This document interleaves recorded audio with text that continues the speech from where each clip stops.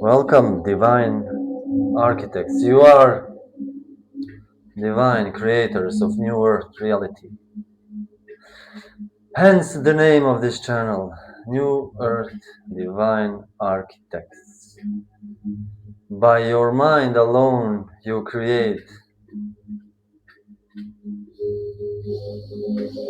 you interpret your reality.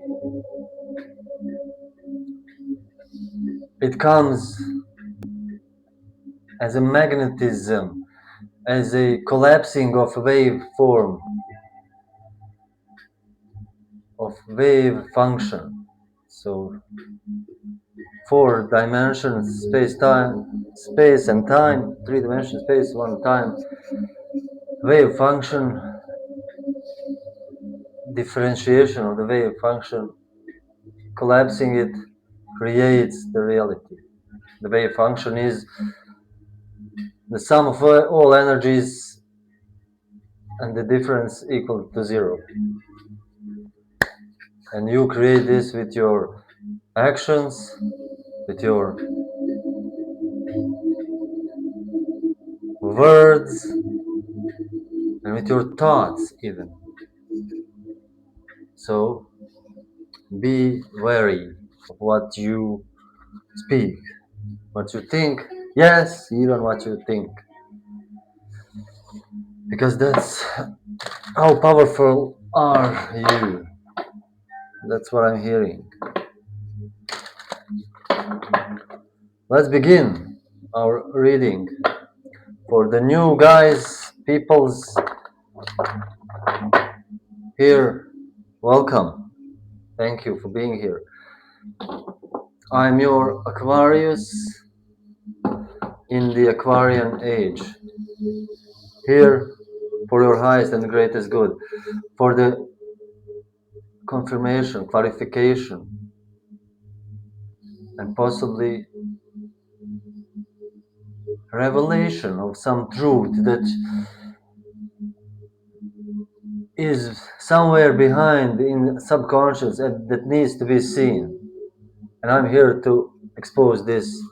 And if you're ready, you will see this. If you're ready, if you have ears to hear, you will hear it.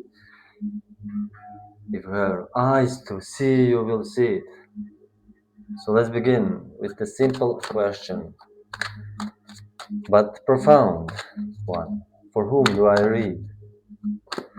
Please, Holy Spirit, for whom do I read?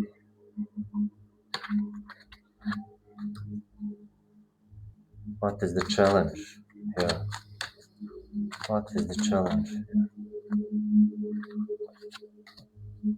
What is the message from Spirit?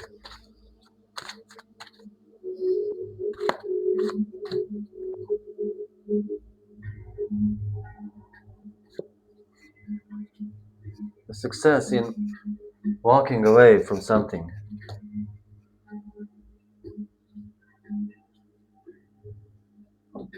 The sacrifices has been made and you are moving along. Let's see. Oh yeah. Also I take one room. Please Odin guide my hand to the room of the day.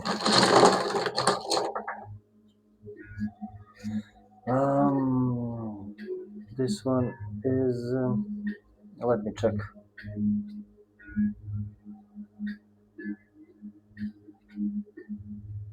Where is the room? Stone. Yeah, it's Ahaz. So it looks like this. It represents cosmic axis, like transformation. What is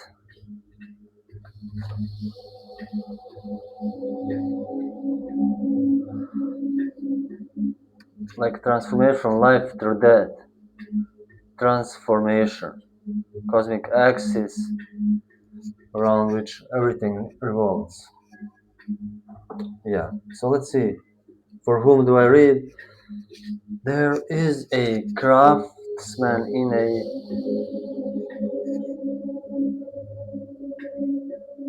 in your workshop. So you've been working on something very meaningful to you, or yourself, or your consciousness. You've been expanding your spiritual path, or there is something material that you've been building and creating, and you're hard at work.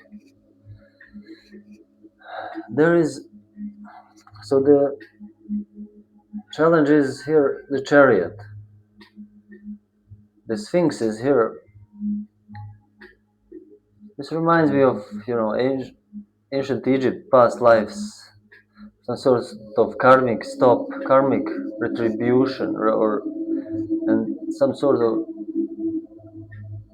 um, success or victory or arrival at the place of destination after long journey.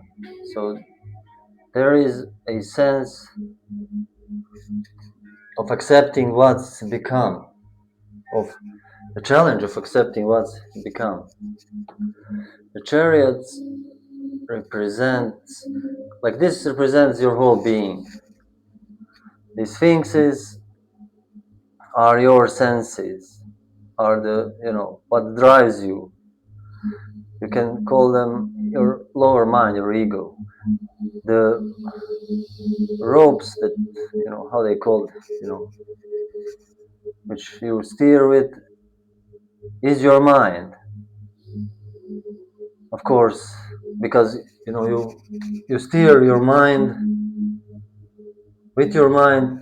You steer your senses. You move, you touch, you go, you taste, you feel, and of course, the chariot is your body, physical body, which is moved by the senses. And this dude and the person, the charioteer, is like your Atman, like your soul that moves it, drives it, and commands or maybe nudges your mind to go in certain way. That really steers your life is your mind, is your higher self, your soul, your higher mind, or whatever you want to call it. So there is this idea of accepting where you are, where you come, because you have traversed a long way. This is Taurus energy, a emperor, actually Aries. This is Aries energy. So leadership, Earth energy is fiery.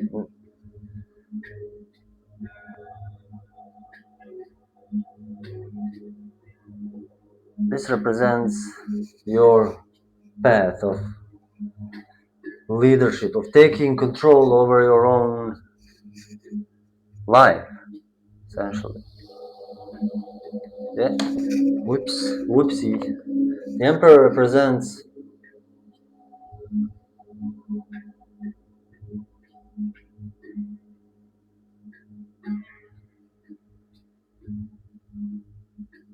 like leadership, taking charge of your life, so and transformation. So you're transforming now. Let's see.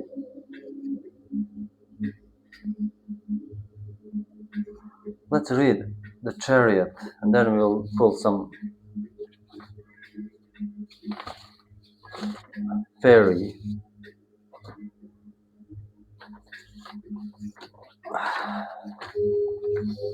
Let's see, what is this?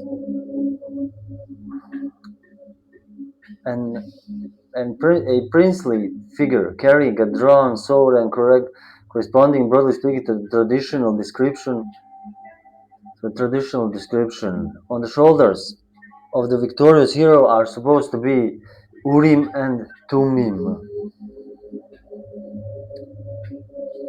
He has led captivity captive. He is conquest on all planes, in the mind, in the science, in progress, in certain trials of initiation. He has thus replied to Sphinx, and it is on the account that it is on this account the two sphinxes thus drawn by the chariot. He is above all things triumph in the mind. It is to be understood for this reason that the question of the Sphinx is concerned with the mystery of nature and not with the world of grace, to which the charioteer could offer no answer. That the plane of this conquest are manifest or external and not within himself, that the liberation which he effects may leave himself in the bondage of logical understanding, and that the tests of initiation through which he has passed in triumph are to be understood physically or rationally, and that if he came to the pillars of that temple between which the high-priestess is seated, he could not open the scroll called Torah, nor, if she continued to question him, could he answer. He is not hereditary royalty, but he is not priesthood. Yeah, and this represents some sort of conquest. The emperor here is taking charge of your situation.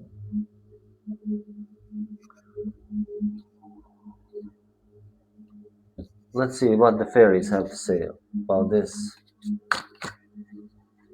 So yeah, there's something revolving around this idea of success in some sort of line of work that you created, that you made, that you completed. Now taking charge of this is very important, and putting yourself as an axis around which everything of that is,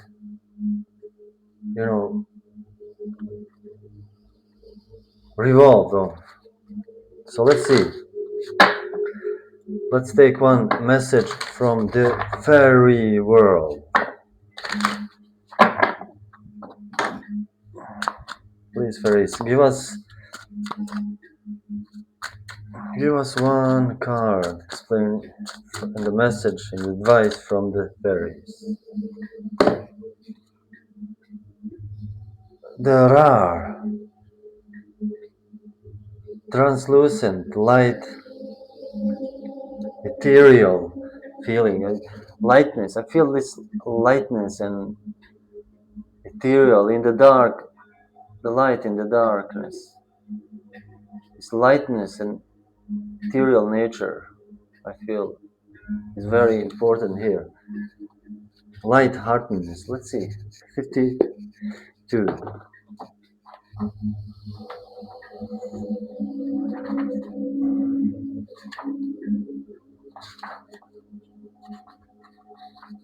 The rar, wild energy, pure potential are the key words.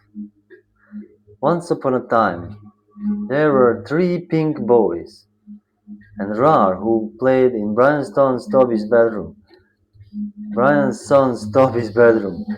They liked the midnight tea parties, the magical ambience, and of course they liked Toby. Unfortunately, the pink boys got too rowdy and Brian had to throw them out into the garden, which was where they belonged anyway. The Rar learned from this experience in a radish way, and it quieted down a bit during the midnight hours.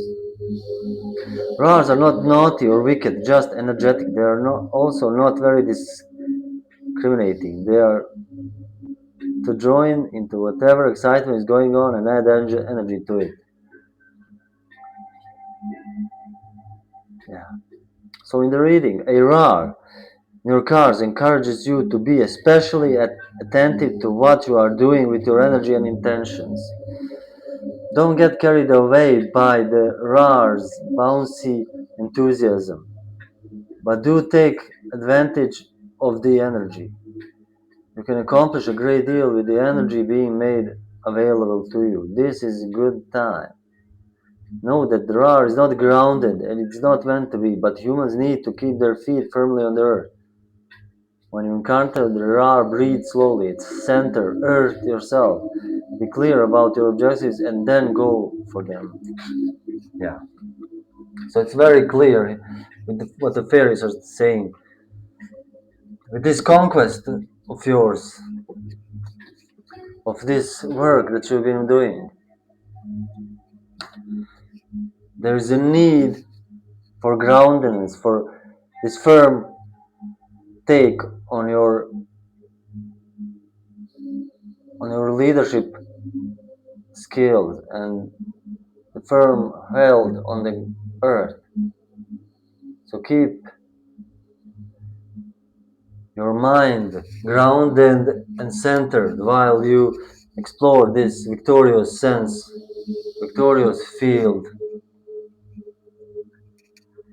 victorious day, and place yourself at this center, because it's important to do. You are this emperor, you have this role of leadership, so it's important to stay grounded and firm, not too excited, and act from a state of power, empowerment. Yeah, I feel this is complete. I love you guys, and I hope to see you next time.